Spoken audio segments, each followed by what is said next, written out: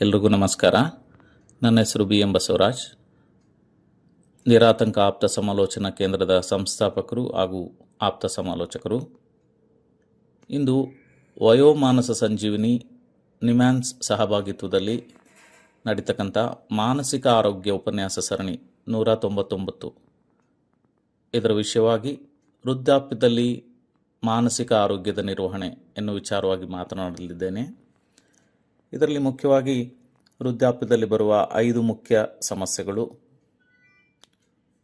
ಖಿನ್ನತೆ, ಅದಕ್ಕೆ ಕಾರಣಗಳು ಹಾಗೂ ಅದನ್ನು ತಡೆಗಟ್ಟುವಿಕೆ, ವೃದ್ಧಾಪ್ಯವನ್ನು ಮುಂದೂಡಬಹುದೇ, ವೃದ್ಧಾಪ್ಯದಲ್ಲಿ ಪಾಲಿಸಬೇಕಾದಂತಹ ಶಿಸ್ತುಗಳ ಬಗ್ಗೆ ಮಾತನಾಡಲಿದ್ದೇನೆ.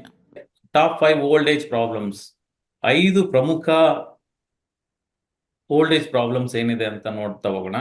ಇದರಲ್ಲಿ ನಾನು ಎಲ್ಲವನ್ನು ಕಾನ್ಸಂಟ್ರೇಟ್ ಮಾಡ್ಲಿಕ್ಕೆ ಹೋಗ್ತಾ ಇಲ್ಲ, ಕೆಲವೊಂದನ್ನು ಮಾತ್ರ ಕಾನ್ಸಂಟ್ರೇಟ್ ಮಾಡ್ತೇನೆ, ಯಾಕಂದ್ರೆ ಇದು ತುಂಬಾ ವೈಡ್ ಸಬ್ಜೆಕ್ಟ್. ಇದು ಮೊದಲನೇದಾಗಿ ಫಿಸಿಯೋಲಾಜಿಕಲ್ ಪ್ರಾಬ್ಲಮ್ಸ್, ಮತ್ತೆ ಎರಡನೇದಾಗಿ psychological problems, emotional problems, financial problems, social problems. ಇದರಲ್ಲಿ ಒಂದೆರಡನ್ನು ಮಾತ್ರ ನಾನು ಹೆಚ್ಚಿನದಾಗಿ ಕಾನ್ಸಂಟ್ರೇಟ್ ಮಾಡ್ತೇನೆ. ಮೊದಲನೇದಾಗಿ ಫಿಸಿಕಲ್ ಅಂಡ್ ಹೆಲ್ತ್ ಇಶ್ಯೂಸ್ ನೋಡ್ತಾ ಹೋಗೋಣ. All physical functions become slow. ನಾವು ವಯಸ್ಸಾದಂತೆ ಹೆಚ್ಚು ಕಮ್ಮಿ ಇತ್ತೀಚಿನ ದಿನಗಳಲ್ಲಿ 40 ವರ್ಷ ಆಯ್ತಂದ್ರೆ ಮೊದಲು ನೀನು ಹೋಗಿ BP ಶುಗರ್ ಎಲ್ಲ ಟೆಸ್ಟ್ ಮಾಡ್ಸಪ್ಪ, ಬಾಡಿ ಚೆಕಪ್ ಮಾಡಿಸ್ಬಿಡ್ಬೇಕು ಅಂತ ಹೇಳ್ತಾರೆ. ಬರ್ತಾ ಬರ್ತಾ ಏನಾಗುತ್ತೆ, ನಮ್ಮ ಫಿಸಿಕಲ್ ಫಂಕ್ಷನ್ಸ್ ಸ್ಲೋ ಆಗ್ತಾ ಹೋಗುತ್ತೆ. ಅಷ್ಟು ಮಾತ್ರ ಅಲ್ಲ, ಬರ್ತಾ ಬರ್ತಾ ತಿಂತಕ್ಕಂಥದ್ದು ಸಹ ಹಸಿವು ಕಮ್ಮಿ ಆಗ್ತಾ ಹೋಗುತ್ತೆ ವಯಸ್ಸಾದಂತೆ.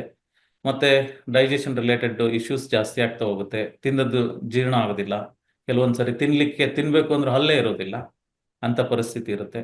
ಮತ್ತೆ ಇನ್ಕನ್ಸಿಸ್ಟೆಂಟ್ ಸ್ಲೀಪ್ ಅಥವಾ ಲ್ಯಾಕ್ ಆಫ್ ಸ್ಲೀಪ್. ತುಂಬಾ ವಯೋವೃದ್ಧರು ಬಂದು ಹೇಳ್ತಕ್ಕಂಥದ್ದು ಇದು, ಸರ್ ಗೊತ್ತಿಲ್ಲ ನಮಗೆ, ದಿನಕ್ಕೆ 2 ಗಂಟೆ 3 ಗಂಟೆ ಮಾತ್ರ ನಿದ್ದೆ ಮಾಡೋಕ್ಕಾಗತ್ತೆ, ನಮಗೆ ನಿದ್ರೆ ಬರೋದೇ ಇಲ್ಲ ಸರ್, ಏನ್ ಮಾಡ್ಬೇಕಂತ ಗೊತ್ತೇ ಇಲ್ಲ ನಮಗೆ. ರಾತ್ರಿ 2 ಗಂಟೆಗೆ ಯಾವಾಗೋ ಸ್ವಲ್ಪ ನಿದ್ದೆ ಬರುತ್ತೆ, 2 ರಿಂದ 4 ಗಂಟೆಗೆ ಮತ್ತೆ ಎಚ್ಚರ ಆದ್ರೆ ನಮಗೆ ನಿದ್ರೆನೇ ಬರೋದಿಲ್ಲ. ಇದು ಬಹಳ ಕಾಮನ್ ಆಗೋಗ್ಬಿಟ್ಟಿದೆ ಇತ್ತೀಚಿನ ದಿನಗಳಲ್ಲಿ. Ageing process, dying of cells, ಇದು ಒಂದು ನಮ್ಮ ಶರೀರದಲ್ಲಿ ಆಗ್ತಕ್ಕಂಥ ಬದಲಾವಣೆ. ಸೆಲ್ಸ್ ಸಾಯ್ತಾವು, ಜೀವಕೋಶಗಳು ಸಾಯುತ್ತೆ. ಹಾಗಾಗಿ this is something natural, all of us need to accept it. ಮತ್ತೆ ಮಲ್ಟಿಪಲ್ ಡಿಸೀಸಸ್, ಇವತ್ತಿನ ಡಿಸೀಸಸ್ ನೋಡ್ತಾ ಹೋದ್ರೆ ಯಾವ ಮನೆಯಲ್ಲಿ ಹೋದ್ರೂ ಸಹ ನಿಮಗೆ BP, ಶುಗರ್, ಹಾರ್ಟ್ ಪ್ರಾಬ್ಲಮ್ ಇರ್ತಕ್ಕಂಥವ್ರು, ಕಿಡ್ನಿ ಸಮಸ್ಯೆ ಇರ್ತಕ್ಕಂಥವ್ರು ನಿಮಗೆ ಸಿಗ್ತಾರೆ. ತುಂಬಾ ಒಬ್ಬ ವ್ಯಕ್ತಿಯಲ್ಲಿ 3-4 ಥರದ ಸಮಸ್ಯೆಗಳು, ಡಿಸೀಸಸ್ ಇರ್ತಕ್ಕಂಥದ್ದು ನಾವು ನೋಡ್ತೇವೆ. ಇದು ಬಹಳ ಕಾಮನ್ ಆಗ್ಬಿಟ್ಟಿದೆ. ಆಮೇಲೆ ಲ್ಯಾಕ್ ಆಫ್ ಪರ್ಸನಲ್ ಕೇರ್, ಅಂದ್ರೆ ಇವತ್ತು ವಯೋವೃದ್ಧರು ಅವರನ್ನು ಅವ್ರು ನೋಡ್ಕೊಳ್ತಕ್ಕಂಥದ್ದು ಬಹಳ ಕಷ್ಟ ಆಗ್ತಾ ಇದೆ. ಮತ್ತೆ ಮೊಬಿಲಿಟಿ, ಹೋಗ್ಲಿಕ್ಕೆ ಕಷ್ಟ. ಇವತ್ತು ಒಂದು ಜಾಗದಿಂದ ಮತ್ತೊಂದು ಜಾಗಕ್ಕೆ ಹೋಗ್ಬೇಕು ಅಥವಾ ನಡೆದಾಡಬೇಕು ಅನ್ನೋದು ಸಹ ಅವ್ರಿಗೆ ಕಷ್ಟವಾಗ್ತಾ ಇದೆ. Loss of control on urine bowel movement, ಕೆಲವೊಂದ್ಸರಿ ತೀರಾ ವಯಸ್ಸಾದಂಥವ್ರಿಗೆ ಅವರು ಯೂರಿನ್ ಆಗಿರ್ಬೋದು, ಅವ್ರ ಬೌಲ್ ಮೂಮೆಂಟ್ ಆಗಿರ್ಬೋದು, ಬಹಳ ಕಷ್ಟ ಆಗುತ್ತೆ. ಕೆಲವೊಂದ್ಸರಿ ನಾವು ವಯೋವೃದ್ಧರು ಹಾಸಿಗೆಲ್ಲೇ ಯೂರಿನ್ ಪಾಸ್ ಮಾಡೋದನ್ನ ನೋಡ್ಬೋದು. ಸೊ ಇದೆಲ್ಲ ಫಿಸಿಕಲ್ ಪ್ರಾಬ್ಲಮ್ಸ್ ಇರುತ್ತೆ. ಇದು ಎಲ್ಲರಲ್ಲೂ ಇರುತ್ತಂತಲ್ಲ, ಸರಿಸುಮಾರು ವಯೋವೃದ್ಧರಲ್ಲಿ ಇದನ್ನು ನಾವು ಕಾಣಬಹುದು. ಇದು ಫಿಸಿಕಲ್ ಮತ್ತೆ ಹೆಲ್ತ್ ಇಶ್ಯೂಸ್. ಇದು ಎರಡನೇದಾಗಿ ಎಮೋಷನಲ್ ಪ್ರಾಬ್ಲಮ್ಸ್. ಓಕೆ, ಇದು ಎಮೋಷನಲ್ ಪ್ರಾಬ್ಲಮ್ಸ್ ತುಂಬಾ ಮುಖ್ಯವಾದಂಥದ್ದು. ಪಾಸ್ಟ್ ಮಿಸ್ಟೇಕ್ಸ್ ಅಥವಾ ಗಿಲ್ಟ್ ಫೀಲಿಂಗ್ಸ್. ಸೊ ನಾನು ಸುಮಾರು ವಯೋವೃದ್ಧರು ಕೌನ್ಸಿಲಿಂಗ್ ಬಂದಿದ್ದಾರೆ. ನಾನು ಅದರಲ್ಲಿ 1-2 ಎಕ್ಸಾಂಪಲ್ ಹೇಳಲಿಕ್ಕೆ ಇಷ್ಟಪಡ್ತೇನೆ. ಗಿಲ್ಟ್ ಯಾವ ತರ ಇರುತ್ತೆ ಅಂದ್ರೆ, ಒಬ್ರು ತುಂಬಾ ಒಂದು 65 ವರ್ಷ ವಯಸ್ಸಿರ್ಬೋದು, ಸಂತೋಷವಾಗಿದ್ದಾರೆ, ಗಂಡ ಹೆಂಡತಿ ಚೆನ್ನಾಗಿದ್ದಾರೆ. ಈಗ ಆತನಿಗೆ ಗಿಲ್ಟ್ ಏನಿದೆ ಅಂದ್ರೆ, ಅಮ್ಮ ತೀರ್ಕೊಳ್ಳುವಾಗ ಅಮ್ಮ ಇರುವಾಗ ನನಗೆ ಬಂಗಾರದ ಬಳೆ ಮಾಡಿಸ್ಕೊಡು ಅಂತ ಹೇಳಿದ್ರು ಸರ್, ನನಗೆ ಬಂಗಾರದ ಬಳೆ ಅಮ್ಮನಿಗೆ ಮಾಡಿಸ್ಕೊಡ್ಲಿಕ್ಕೆ ಆಗ್ಲಿಲ್ಲ ಸರ್. ಆ ಗಿಲ್ಟ್ ಫೀಲಿಂಗ್ ಇಂದ ನನಗೆ ಇವತ್ತಿನವರೆಗೂ ಹೊರಗೆ ಬರಕ್ ಆಗ್ತಾ ಇಲ್ಲ ಸರ್. ಸರ್ ಏನ್ ಮಾಡ್ಬೇಕು ನಂಗೆ ಗೊತ್ತಿಲ್ಲ ಸರ್, ಯಾವಾಗಲೂ ನನ್ನ ತಲೆಯಲ್ಲಿ ಅದೇ ಕಾಡುತ್ತೆ ಸರ್. ಬಹಳ ನೋವಿದೆ ಸರ್, ನನಗೆ ಎಂತ ದೊಡ್ಡ ತಪ್ಪು ಮಾಡ್ಬಿಟ್ಟಿದ್ದೀನಿ ಜೀವನದಲ್ಲಿ. ನಮ್ಮಮ್ಮನಿಗೆ ಅವತ್ತು ಕೊಡಿಸ್ಬೋದಿತ್ತು, ಇವತ್ತೆಲ್ಲ ಇದೆ ಸರ್ ನನಗೆ. ನನ್ನ ಇಷ್ಟು ಬಿಲ್ಡಿಂಗ್ ಇದೆ, ನನ್ನ ಬಿಸ್ನೆಸ್ ಹಂಗಾಗ್ತಾ ಇದೆ, ಏನೆಲ್ಲ ಆಗ್ತಾ ಇದೆ, ಆದ್ರೆ ನಾನೇನ್ ಮಾಡಕ್ ಆಗ್ತಾ ಇಲ್ಲ ಸರ್. ಆಮೇಲೆ ಆತನಿಗೆ ಕೌನ್ಸಿಲಿಂಗ್ ನಂತರ ಡಾಕ್ಟರ್ಸ್ ಡಿಪ್ರೆಷನ್ಗೆ ಹೊರಟೋಗಿದ್ರು. ಅವ್ರಿಗೆ ಸರಿಸುಮಾರು 1-2 ವರ್ಷಗಳ ಕಾಲ ಅವರಿಗೆ ಮೆಡಿಸಿನ್ಸ್ ಕೊಟ್ಟರು ಡಾಕ್ಟರ್. ನಂತರ ಅವರು ಆರಾಮಾದ್ರು. ಮತ್ತೆ ಫ್ರಸ್ಟ್ರೇಷನ್, ಅನ್ಫುಲ್ಫಿಲ್ಡ್ ಡಿಸೈರ್ಸ್. ಕೆಲವೊಬ್ಬರಿಗೆ ತುಂಬಾ ಫ್ರಸ್ಟ್ರೇಷನ್ ಅಂದ್ರೆ, ನನ್ನ ಜೀವನದಲ್ಲಿ ನಾನು ಎಷ್ಟೋ ಸಾಧನೆ ಮಾಡ್ಬೇಕಿತ್ತು, ಮಾಡೋಕ್ಕಾಗಲಿಲ್ಲ ಅಂತ. ಆದ್ರೆ ಅವರು ಏನು ಮಾಡಿದ್ದೇನೆ ಅನ್ನೋದನ್ನ ನೋಡೋದಿಲ್ಲ. Thank you ma'am. ಆಮೇಲೆ ಮತ್ತೊಂದು death of spouse, negative life event. ಹೆಂಡತಿ ಅಥವಾ ಗಂಡ ತೀರ್ಕೊಂಡ್ರು ಜೊತೆಗೆ ಅಂದ್ರೆ ಒಂಟಿಯಾಗಿ ಬದುಕೋದು ತುಂಬಾನೇ ಕಷ್ಟ ಆಗೋಗ್ಬಿಡುತ್ತೆ. ಈಗ ಕೆಲವೊಂದು ಇನ್ಸಿಡೆನ್ಸಸ್ ನೋಡ್ಬೋದು, ಗಂಡ ಸತ್ತು 1-2 ತಿಂಗಳೊಳಗಡೆ ಹೆಂಡತಿನೂ ಸತ್ತು ಬಿಡ್ತಾಳೆ, ಅಥವಾ ಹೆಂಡತಿ ಸತ್ತು 1-2 ತಿಂಗಳ ಒಳಗಡೆ ಗಂಡನ ಸತ್ತು ಬಿಡ್ತಾನೆ. ಇದನ್ನ ವಿಡೋವರ್ ಎಫೆಕ್ಟ್ ಅಂತ ಹೇಳ್ತಾರೆ. ಇದು ವಿಡೋವರ್ ಎಫೆಕ್ಟ್ ಇದು. ಸೊ ಅದಲ್ದೇನು ಬಹಳ ಕಷ್ಟ ಆಗುತ್ತೆ ಒಂಟಿ ಜೀವನ. 30-40 ವರ್ಷಗಳ ಕಾಲ ಒಟ್ಟಾಗಿ ಜೀವಿಸಿರ್ತಾರೆ, ಸಂತೋಷದಿಂದ ಜೀವಿಸಿರ್ತಾರೆ, ಸಡನ್ ಆಗಿ ಡೆತ್ ಆಗುತ್ತೆ. ಹೇಗೆ ಅದನ್ನ ತಗೊಳ್ಳೋದು? ಬಹಳ ಕಷ್ಟ ಆಗುತ್ತೆ. ಈ ರೀತಿ ಎಮೋಷನಲ್ ಪ್ರಾಬ್ಲಮ್ಸ್ ತುಂಬಾ ಕಾಮನ್ ಆಗಿರುತ್ತೆ. Erratic self presentation, feels neglected. ನನ್ನನ್ನ ಎಲ್ಲ ನೆಗ್ಲೆಕ್ಟ್ ಮಾಡ್ತಾ ಇದ್ದಾರೆ ಮನೆಯಲ್ಲಿ. ನನ್ ಇವಾಗ ಅವರೇ ಹೋಗ್ಬಿಡ್ತಾರೆ, ಎಲ್ಲ ಹೊರಗಡೆ ಹೋದ್ರೆ ನನ್ನನ್ನು ಕರ್ಕೊಂಡೇ ಹೋಗೋದಿಲ್ಲ, ನಾವೇನಕ್ಕೆ ಬೇಕು ಇವಾಗ, ನಮ್ಮನ್ನ ನೆಗ್ಲೆಕ್ಟ್ ಮಾಡ್ತಾರೆ ಅನ್ನೋಂಥದ್ದು. ಅದರಿಂದ ಒಂದು ವಿಚಿತ್ರವಾದಂತಹ ಭಾವನೆಗಳನ್ನು ವ್ಯಕ್ತಪಡಿಸ್ತಕ್ಕಂಥದ್ದನ್ನು ಸಹ ನಾವು ನೋಡ್ತೇವೆ. Loneliness due to various factors. ಇವತ್ತು ಈ ಲೋನ್ಲಿನೆಸ್ ಅನ್ನೋಂಥದ್ದು ತುಂಬಾ ನೋವು ಕೊಡುವಂಥ ವಿಚಾರ. ಮದರ್ ತೆರೇಸಾ ಯಾವಾಗಲೂ ಸುಮಾರು ಸರಿ ಹೇಳಿದ್ದನ್ನ ಕೇಳಿರ್ಬೋದು. ಅವ್ರು ಹೇಳ್ತಾರೆ, ಇವತ್ತು ನನಗೆ ಯಾರೂ ಇಲ್ಲ ಅನ್ನುವಂತಹ ಒಂದು ಭಾವನೆ ಇದೆಯಲ್ಲ, ಅದಕ್ಕಿಂತ ದೊಡ್ಡ ಹಸಿವು ಮತ್ತೊಂದಿಲ್ಲ ಅಂತಾರೆ. ಅದು ಖಂಡಿತ ಆ ಒಂಟಿತನವನ್ನು ಅನುಭವಿಸಿದವ್ರಿಗೆ ಮಾತ್ರನೇ ಗೊತ್ತಿರುತ್ತೆ. ಇದು ವಯೋವೃದ್ಧರಲ್ಲಿ ಬಹಳ ಕಾಮನ್ ಅದು. ಎಸ್ಪೆಷಲಿ ನಮ್ಮ ಇಂಡಿಯಾದಲ್ಲಿ ಬೆಟರ್ ಅಂತ ಹೇಳ್ಬೋದು. ಹೊರದೇಶಗಳಲ್ಲಿ ನೋಡಿದ್ರೆ ಯಾವ ವಯಸ್ಸಾದಂಥ ವ್ಯಕ್ತಿಗಳು ನೋಡಿದ್ರು ಸಹ ನಿಮಗೆ ಲೋನ್ಲಿನೆಸ್, ಯಾಕಂದ್ರೆ ಅವರ ಜೀವನ ಪದ್ಧತಿ ಶೈಲಿಗಳೇ ಬೇರೆ ರೀತಿಯಾಗಿದೆ. ಇದು ಎಮೋಷನಲ್ ಪ್ರಾಬ್ಲಮ್ಸ್ ಆಯ್ತು. ಹಾಗಾದ್ರೆ ಸೋಷಿಯಲ್ ಪ್ರಾಬ್ಲಮ್ಸ್ ಏನು ಅಂತ ನೋಡೋಣ. Relationship may get strained. ಇತ್ತೀಚಿನ ದಿನಗಳು ನೋಡ್ಬೋದು, ವಯಸ್ಸಾದ ದಂಪತಿಗಳು ಸಹ ಡೈವರ್ಸ್ ತಗೊಳ್ತಾ ಇರೋಂಥದ್ದು. 30 ವರ್ಷ, 35 ವರ್ಷ, 40 ವರ್ಷ ಒಟ್ಟಾಗಿ ಜೀವನ ಮಾಡಿರ್ತಾರೆ. ಈಗ ನಮ್ಮ ಕೈಲಿ ಆಗಲ್ಲ ಸರ್, ಬೇಡ, ನಾವು ಬೇರೆ ಆಗ್ತೀವಿ, ಅವಳ ಹೆಚ್ಚಿಗೆ ಅವಳು ಇರ್ಲಿ, ನನ್ನ ಹೆಚ್ಚಿಗೆ ನಾನು ಇರ್ತೀನಿ ಅಂತಕ್ಕಂತಹ ಒಂದು ಸನ್ನಿವೇಶ ಎದುರಾಗ್ತಾ ಇದೆ. ಇವತ್ತು ಎಷ್ಟು ಸ್ಟ್ರೈನ್ ಆಗ್ತಾ ಇದೆ ರಿಲೇಶನ್ಶಿಪ್, ಅಂದ್ರೆ ಗಂಡ ಹೆಂಡತಿ ಮಧ್ಯೆ, ಮಕ್ಕಳ ಮಧ್ಯೆ ತುಂಬಾ ಕಷ್ಟ ಆಗ್ತಾ ಇದೆ. ಕಳೆದ ಸೋಮವಾರ ಒಂದು ದಂಪತಿಗಳು ಬಂದ್ರು. ಇಬ್ರು ಒಳ್ಳೆ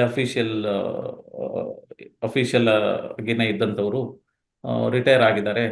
ಆದರೆ ಸರ್ ಅವ್ರು ಹೇಳ್ತಾ ಇದ್ರು, ಸರ್ ನಮಗೆ 2 ಮಕ್ಕಳು ಸರ್, ಒಬ್ಬ ಮಗಳು ಡಾಕ್ಟ್ರು, ಇನ್ನೊಬ್ಬ ಮಗಳು ಇಂಜಿನಿಯರು.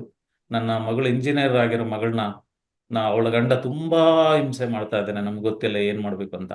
ಯಾವ ಮಟ್ಟಿಗೆ ಹಿಂಸೆ ಮಾಡ್ತಾನೆ ಅಂದ್ರೆ, ಅವಳು ಕುಂತ್ರೂ ಸೇರಲ್ಲ, ನಿಂತರೂ ಸೇರಲ್ಲ, ಕ್ಯಾಮ್ರಾ ಹಾಕಿದ್ದಾನೆ ಮನೆಯಲ್ಲಿ, ಅವಳ ಪ್ರತಿಯೊಂದು ಹೆಜ್ಜೆನೂ ಗಮನಿಸ್ತಾನೆ, ಅವಳಿಗೆ ಮಾನಸಿಕವಾಗಿ ತುಂಬಾ ಟಾರ್ಚರ್ ಕೊಡ್ತಾನೆ. ಮಗಳು ಈಗ 10-12 ವರ್ಷದ ಮಗಳಿದ್ದಾಳೆ, ಅವಳಿಗೂ ಸಹ ಅದೇ ತರ ಟಾರ್ಚರ್ ಮಾಡ್ತಾನೆ. ಆತನಿಗೆ ಮೆನ್ಸಸ್ ಆದ್ಲು ಹೆಂಡತಿ ಅಂದ್ರೆ ಅವಳು ಅದೇನೋ ತುಂಬಾ ಅಸಹ್ಯವಾಗಿ ನೋಡ್ತಾನೆ. ಮಗಳನ್ನು ಅಷ್ಟೇ, ಅದನ್ನ ಸಹಿಸಲಿಕ್ಕೆ ಆಗೋದಿಲ್ಲ. ಸರ್, ನಾವ್ ಇಂಥ ಪರಿಸ್ಥಿತಿಯಲ್ಲಿ ನಾವ್ ಏನ್ ಮಾಡ್ಬೇಕು ಸರ್? ಇನ್ನೊಬ್ಬ ಮಗಳಿಗೂ ಅದೇ ಪರಿಸ್ಥಿತಿ ಸರ್, ಅವಳ ಗಂಡ ಮತ್ತೊಂದು ಸಂಬಂಧ ಇಟ್ಕೊಂಡಿದ್ದಾನೆ. ಇದಕ್ಕೆ ಏನ್ ಸರ್ ಪರಿಹಾರ? ಸರ್, ಖಂಡಿತವಾಗ್ಲೂ ನಮ್ಮಿಬ್ಬರಿಗೆ ಕೌನ್ಸಿಲಿಂಗ್ ಬೇಕಾಗಿದೆ ಅನ್ನಿಸ್ತು, ಅದಕ್ಕೆ ಮೊದಲು ಬಂದಿದ್ದೀವಿ ಸರ್ ನಾವು ಸೆಂಟ್ರಿಗೆ ಅಂತ. ಅದಾದ ನಂತರ ಅವ್ರಿಗೆ ಕೌನ್ಸಿಲಿಂಗ್ ಮಾಡಿ ಮತ್ತೆ ಅವ್ರ ಮಕ್ಕಳನ್ನ ಕರ್ಕೊಂಡ್ಬರ್ಲಿಕ್ಕೆ ಡಾಕ್ಟರ್ ಹೇಳಿದ್ರು. ಅದಿನ್ನೂ ನಡೀತಾ ಇದೆ. ಅಂದ್ರೆ ಇವತ್ತು ಈ ರೀತಿಯಾಗಿ ರಿಲೇಶನ್ಶಿಪ್ಸ್ ತುಂಬಾ ಸ್ಟ್ರೈನ್ ಆಗ್ತಾ ಇದೆ ಫ್ಯಾಮಿಲೀಸ್ ಅಲ್ಲಿ. ಒಬ್ಬರ ಮಧ್ಯದಲ್ಲಿ, ತಂದೆ ಮಕ್ಕಳ ಮಧ್ಯದಲ್ಲಿ, ಗಂಡ ಹೆಂಡತಿ ಮಧ್ಯದಲ್ಲಿ ತುಂಬಾ ಸ್ಟ್ರೈನ್ ಆಗ್ತಾ ಇದೆ. Not ready to lose their position. ಯಾರಿಗೆ ತಾನೇ ಒಂದು ಪೊಸಿಷನ್ ಅನ್ನ ಕೊಡ್ಲಿಕ್ಕೆ ಇಷ್ಟಪಡ್ತಾರೆ? ವಯಸ್ಸಾದವರು ಅದು ಕೆಲವೊಬ್ಬರಿಗೆ ಆ ಪೊಸಿಷನ್ ಬಿಟ್ಕೊಡಕ್ ರೆಡಿನೇ ಇರೋದಿಲ್ಲ. ಅಂದ್ರೆ ಮೊದ್ಲಿಂದಲೂ ನಾನೇ ಒಂದು ಅಧಿಕಾರ ನಡ್ಸ್ಕೊಂಡ್ ಬಂದಿದ್ದೀನಿ, ಈಗಲೂ ನಾನು ಹೇಳಿದ್ದೆ ಕೇಳಬೇಕು ಅನ್ನೋಂಥ ಒಂದು ಧೋರಣೆ. ಇದು ಇದು ಹೆಚ್ಚು ಕಾಲ ಇತ್ತೀಚಿನ ಯುವತಿಯರಲ್ಲಿ ಇದು ಬಹಳ ಕಷ್ಟ. ಇದನ್ನ ನಡೆಸ್ತಕ್ಕಂಥದ್ದು ಬಹಳ ಕಷ್ಟ. ಮತ್ತೆ ನೋ ಟ್ರಸ್ಟ್ ಆನ್ ಅದರ್ಸ್. ಬೇರೆಯವ್ರ ಮೇಲೆ ನಂಬಿಕೆ ಬಹಳ ಕಮ್ಮಿ ಆಗ್ಬಿಡುತ್ತೆ. ಐಡೆಂಟಿಟಿ ಕ್ರೈಸಿಸ್ ಅಂದ್ರೆ ನನ್ನನ್ನು ಯಾರು ಗುರುತಿಸ್ತಾನೆ ಇಲ್ಲ ಅನ್ನೋಂಥದ್ದು ಸಹ ಈ ವಯೋವೃದ್ಧರಲ್ಲಿ ಒಂದು ಕಾಮನ್ ಸೋಷಿಯಲ್ ಪ್ರಾಬ್ಲಮ್ ಆಗಿರುತ್ತೆ. ಹಾಗಾದ್ರೆ ಫೈನಾನ್ಷಿಯಲ್ ಇಶ್ಯೂಸ್ ಏನಿರುತ್ತೆ ಅನ್ನೋಂಥದ್ದು, ಫೀಲಿಂಗ್ ಇನ್ಸೆಕ್ಯೂರ್ಡ್ ಫೈನಾನ್ಷಿಯಲಿ, ಅಂದ್ರೆ ಇದು ಸಹ ಏನಾಗುತ್ತೆ, ರಿಟೈರ್ ಆದ್ಮೇಲೆ ಅಥವಾ ವಯಸ್ಸಿರೋವರೆಗೂ ದುಡಿತಾರೆ, ಅದಾದ್ಮೇಲೆ ದುಡಿಲಿಕ್ಕಿಲ್ಲ, ಕಷ್ಟ, ಕೆಲಸ ಸಿಗೋದು ಕಷ್ಟ, ಅವಾಗ ಫೈನಾನ್ಷಿಯಲ್ ಇನ್ಸೆಕ್ಯೂರಿಟಿ ಶುರು ಆಗುತ್ತೆ ಅವ್ರಿಗೆ. ಅದು ಸಹ ಒಂದು ಮೇನ್ ಇಶ್ಯೂನ ಅವ್ರಿಗೆ. ಆಮೇಲೆ ಬೇರೆಯವ್ರು ನಂಬೋದಿಲ್ಲ. ಕೆಲವರು ತುಂಬಾ ಓವರ್ ಜನರಸ್ ಆಗಿರ್ತಾರೆ. ಜನರಸ್ ಅಂದ್ರೆ ಬಂದದ್ನೆಲ್ಲ ತನ್ನ ಮಕ್ಕಳಿಗೆ ಬರ್ಕೊಟ್ಬಿಟ್ಟಿರ್ತಾರೆ, ಮತ್ತೆ ಬೇರೆ ಅವ್ರಿಗೋಸ್ಕರ ಏನನ್ನೂ ಇಟ್ಕೊಳ್ಳೋದಿಲ್ಲ. ಅವ್ರ ಏನೋ ಯೋಚನೆ ಮಾಡ್ತಾರೆ, ನನ್ನ ಮಗಳಿಗೆ ನಾನು ಕೊಟ್ಬಿಟ್ರೆ ನಾಳೆ ನನ್ನ ಮಗಳು ನನ್ನ ಸಂತೋಷ ಪ್ರೀತಿಯಿಂದ ನೋಡ್ಕೋತಾರೆ ಅಂತ. ಆದರೆ ಇವತ್ತು ಸುಮಾರು ಇನ್ಸಿಡೆನ್ಸಸ್ ಅನ್ನು ನೀವು ನೋಡಿರ್ಬೋದು. ಈವನ್ ರೈಮಂಡ್ ಗ್ರೂಪ್ಸ್ ಓನರ್ ತನ್ನ ಮಗನಿಗೆ ಎಲ್ಲ ಬರ್ಕೊಟ್ರು, ಕೊನೆಗೆ ಆತನೇ ಬೀದಿ ಪಾಲಾಗಂತ ಪರಿಸ್ಥಿತಿ ಬಂತು. ಇಂಥ ಅನೇಕ ಉದಾಹರಣೆಗಳಿದೆ. ಸೊ ಓವರ್ ಜನರಸ್ ಆಗಿರ್ತಾರೆ, ಅದನ್ನು ಸಹ ಅವ್ರಿಗೆ ತಿಳಿಸ್ಕೊಡ್ಬೇಕಾಗತ್ತೆ. ಮತ್ತೆ ಕಾನ್ಫಿಡೆನ್ಶಿಯಾಲಿಟಿ. ಈ ಕಾನ್ಫಿಡೆನ್ಶಿಯಾಲಿಟಿ ಅಂದ್ರೆ ಕೆಲವು ವಯೋವೃದ್ಧರು ಏನ್ ಮಾಡ್ತಾರೆ, ಅವ್ರು ಇರೋವರೆಗೂ ಅವ್ರು ಏನು ವ್ಯವಹಾರಗಳನ್ನ ಮಾಡ್ತಾರೆ ಅದನ್ನ ಅವ್ರು ಪಾಸ್ ಆನ್ ಮಾಡೋದಿಲ್ಲ ನೆಕ್ಸ್ಟ್ ಜನರೇಷನ್ಗೆ ಅಥವಾ ಮಗಳಿಗೆ. ಕುಟುಂಬದಲ್ಲಿರೋರಿಗೆ ಗೊತ್ತೇ ಇರೋದಿಲ್ಲ ಇವರು ಯಾರಿಗೆ ಎಷ್ಟು ದುಡ್ಡು ಕೊಟ್ಟಿರ್ತಾರೆ, ಏನ್ ಮಾಡಿರ್ತಾರೆ ಅನ್ನೋಂಥ ವಿಷಯಗಳೇ ಗೊತ್ತಿರೋದಿಲ್ಲ. ಆದ್ರೆ ಇವ್ರು ತೀರ್ಕೊಂಡ್ಮೇಲೆ ಇಲ್ಲ ಸಾಲಗಾರರು ಬಂದು ನಿಮ್ಮಪ್ಪ ಇಷ್ಟೊಂದು ಸಾಲ ಮಾಡಿದ್ದಾರೆ ಕೊಡಿ ಅಂತ ಕೇಳ್ತಾರೆ. ಇಲ್ಲ ಅಂದ್ರೆ ಇವ್ರು ದುಡ್ಡು ಕೊಟ್ಟಿದ್ರೆ ಅದು ಮಾಯ. ಇಂಥ ಪರಿಸ್ಥಿತಿನೂ ಇರುತ್ತೆ. Childrens control on spending. ಇವತ್ತು ತಂದೆ ತಾಯಿಗಳು ದುಡಿಯೋವರೆಗೂ ಅವ್ರು ಸ್ಪೆಂಡ್ ಮಾಡ್ತಾ ಇರ್ತಾರೆ. ಈಗ ಕೈಯಲ್ಲಿ ದುಡ್ಡಿಲ್ಲ, ಮಗಳನ್ನ ಬೇಡಬೇಕು ಅಥವಾ ಸೊಸೆನ ಕೇಳಬೇಕು, ಇದು ಏನಾದರೂ ಹೆಚ್ಚಿಗೆ ಖರ್ಚು ಮಾಡಿದ್ರೆ ಯಾಕೆ ಖರ್ಚು ಮಾಡ್ತಾ ಇದೆಯಾ ಅಂತ ಪ್ರಶ್ನೆ ಮಾಡ್ತಾರೆ. ಕೊನೆಯದಾಗಿ children getting the property in their name.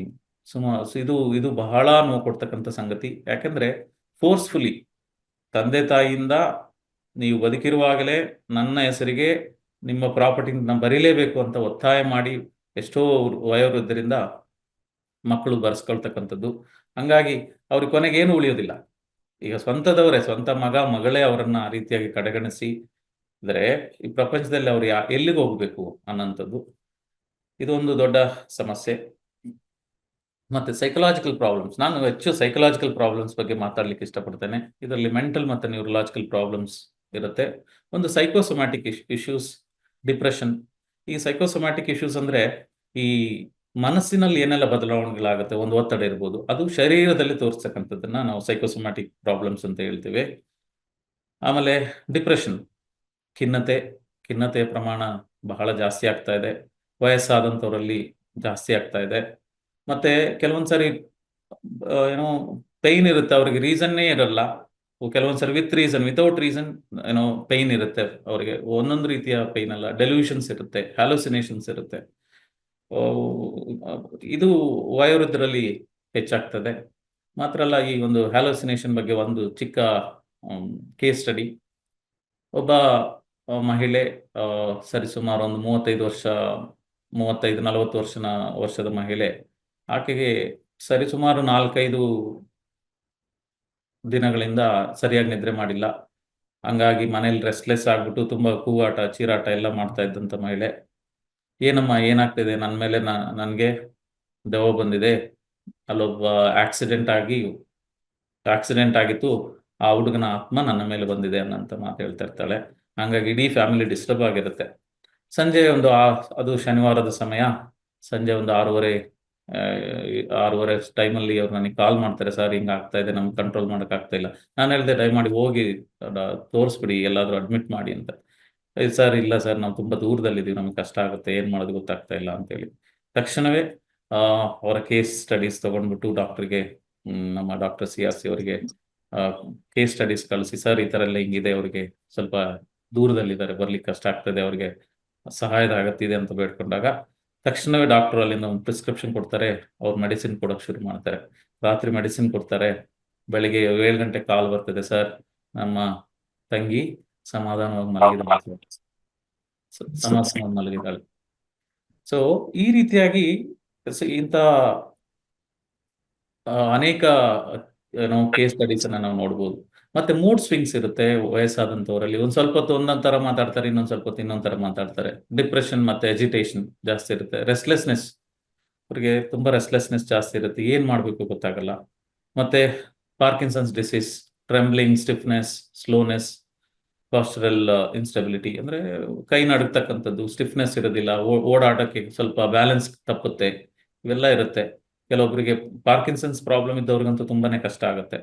ಮತ್ತೆ ಕೆಲವರಿಗೆ ಪರ್ಸನಾಲಿಟಿ ಡಿಸಾರ್ಡರ್ಸ್ ಇರುತ್ತೆ, ಅವರಿಗೆ ಅನಾಯನ್ಸ್ ವಿತ್ ಸೆಲ್ಫ್, ಅವ್ರನ್ನ ಕಂಡ್ರೆ ಆಗೋದಿಲ್ಲ, ಮತ್ತೆ ಬೇರೆಯವ್ರನ್ನ ಕಂಡ್ರೆ ಆಗೋದಿಲ್ಲ. ಸಿವಿಯರ್ ಇನ್ಫೀರಿಯಾರಿಟಿ ಕಾಂಪ್ಲೆಕ್ಸ್, ಇದು ಸಹ ಇನ್ಫೀರಿಯಾರಿಟಿ ಕಾಂಪ್ಲೆಕ್ಸ್ ಮತ್ತೊಂದು ದೊಡ್ಡ ಸಮಸ್ಯೆ ಈ ವಯೋವೃದ್ಧರಲ್ಲಿ.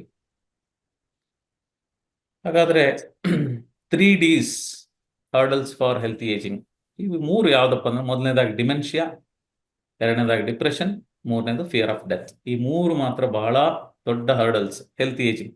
ಅಂದ್ರೆ ನಾನು ವಯಸ್ಸಾದಾಗ ಸಂತೋಷವಾಗಿರ್ಲಿಕ್ಕೆ ದೊಡ್ಡ ಅಡ್ಡಿಗಳಂದ್ರೆ ಈ ಮೂರು: ಡಿಮೆನ್ಷಿಯಾ, ಮರವಿನ ಕಾಯಿಲೆ. ಸುಮಾರು ಒಂದು 8%